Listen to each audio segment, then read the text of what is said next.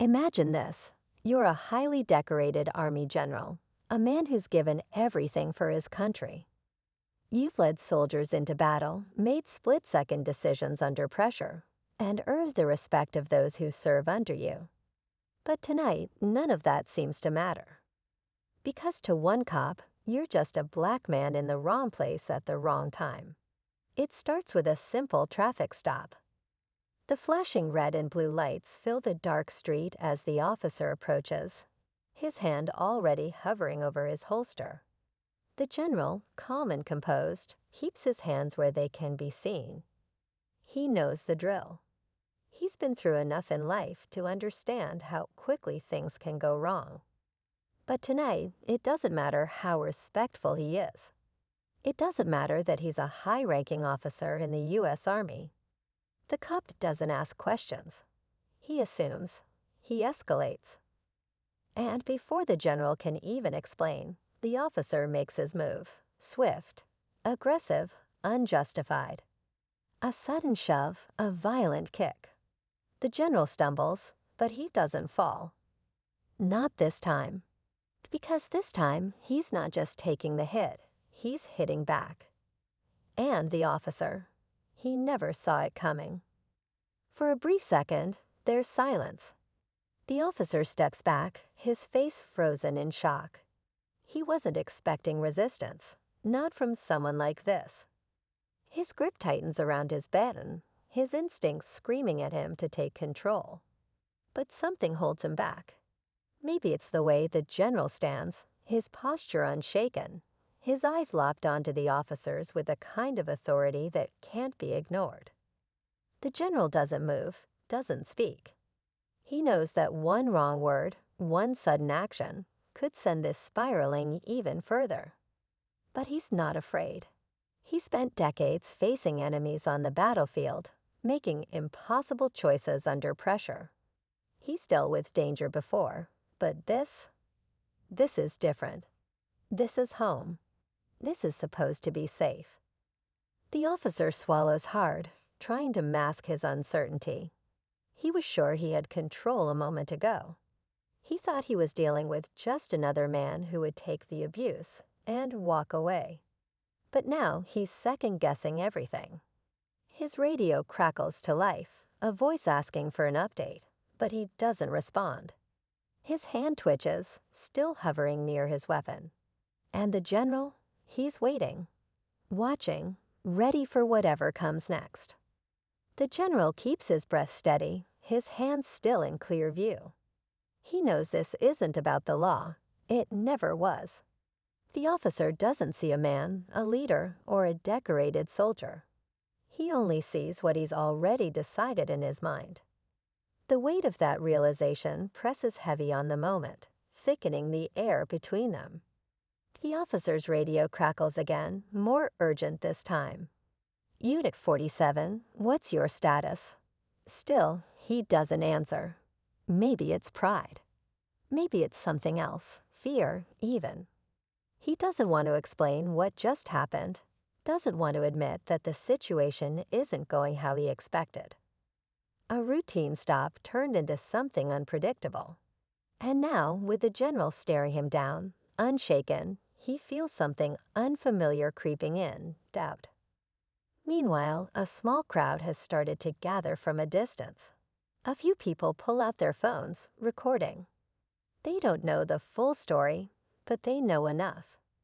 They've seen this too many times before. The tension spreads, unspoken but understood by everyone watching. The general notices them too, but he keeps his focus on the officer. He's not here to put on a show. He's here because he had no choice. Then headlights sweep across the street as another patrol car pulls up. Back up. The situation is changing again, shifting into something even more dangerous. The general tightens his jaw, ready for what's next. Whatever happens now, one thing is clear. This isn't over. Not yet. The second patrol car screeches to a stop, its lights flashing wildly against the dark pavement. The doors swing open, and two more officers step out, hands hovering near their holsters as they take in the scene. Their eyes flick between the first cop, the general, and the growing crowd. They don't know what happened, but they know something isn't right. The first officer finally reaches for his radio, his voice tight. "Situation under control," he mutters, but no one believes him. Not the backup officers, not the people watching, and certainly not the general. One of the new officers steps forward, his gaze narrowing. "What's going on here?" His voice is firm, but there's an edge of hesitation. He recognizes the general, maybe not by name, but by the way he carries himself, the authority in his stance. This isn't an ordinary traffic stop gone wrong. There's more to this. The first officer stiffens, glancing between them. His chance to take control is slipping away, and he knows it. The crowd is growing, the cameras are rolling, and the truth is dangerously close to surfacing. But then something shifts. The general moves just slightly, adjusting his footing, and in that split second, the officer makes a choice. His hand flies toward his belt. The crowd gasps. The general doesn't flinch. And then everything explodes at once. Before the officer's hand can reach his weapon, a voice cuts through the tension like a blade. "Stand down." It's sharp, commanding, and impossible to ignore. The new officer, the one who had been watching carefully, steps forward, his hand raised. His eyes lock onto the general's, and for a brief moment, something unspoken passes between them. Recognition, understanding, but there's no time to dwell on it. The first officer hesitates, his face twisting with frustration. He was moments away from making a choice he couldn't take back, but now the moment is slipping from his grasp. The second officer moves closer, his voice lower but firm. "Do you know who you just put your hands on?" The first officer scoffs, but there's a flicker of uncertainty. He glances at the general again, really looking at him this time. The crisp uniform, the polished insignia, the steady, unwavering stare of a man who has commanded entire battalions. And then it hits him. This wasn't just some ordinary stop. This was a mistake, a massive one. The general still hasn't moved. He doesn't need to. The shift in power is happening on its own. The crowd inches closer, sensing the tension has taken a new shape. The first officer swallows hard, his bravado cracking. But just as it seems the situation is about to de-escalate, another figure emerges from the second patrol car, a higher-ranking officer, eyes scanning the scene with cold calculation. His presence sends a ripple through the air, and suddenly everything feels even more dangerous. The general exhales slowly. He knows this isn't over. In fact, it's just begun. The higher-ranking officer steps forward, his face unreadable. He takes in the scene, the tense standoff, the shaken first officer, the unwavering general, and the recording crowd. His gaze lingers on the general for a moment longer, something flickering behind his eyes. Then, in a voice calm but firm, he speaks. "Everyone, lower your hands." The first officer clenches his jaw, his hands still twitching with adrenaline, but he obeys. The backup officers exchange glances before doing the same. The general remains steady, watching, waiting. He knows men like this higher up. He's dealt with them before, the ones who don't shout, who don't react, but whose power lies in quiet control. "Sir," the second officer says, stepping toward his superior, "this man is."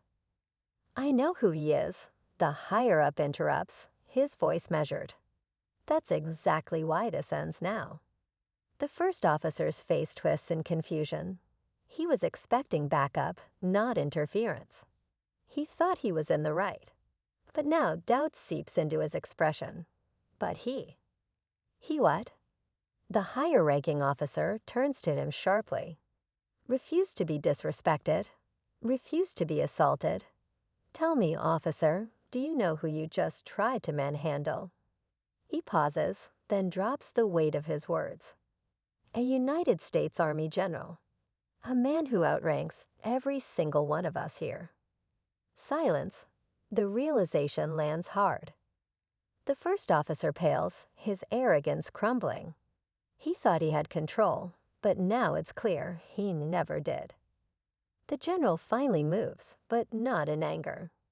He simply straightens his jacket, then looks the first officer directly in the eye. "Next time," he says, his voice quiet but unshakable, "think before you act." The first officer swallows hard, unable to respond.